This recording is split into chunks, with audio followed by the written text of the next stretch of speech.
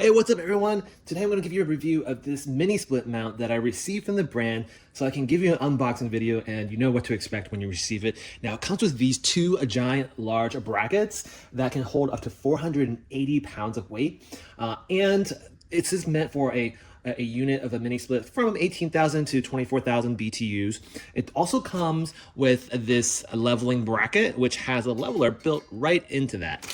As far as hardware, it comes with all the hardware you need to mount it to a side of a building made out of brick or other masonry.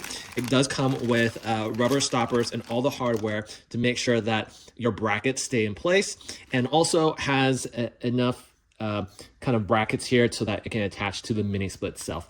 These holes have a lot of tolerance, so you can move it exactly where you need to fit the size of your particular mini split.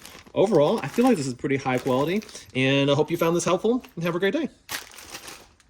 Check out the link in the description or scan the QR code to see my Amazon picks. Don't forget to like, subscribe, and I'll see you in the next one.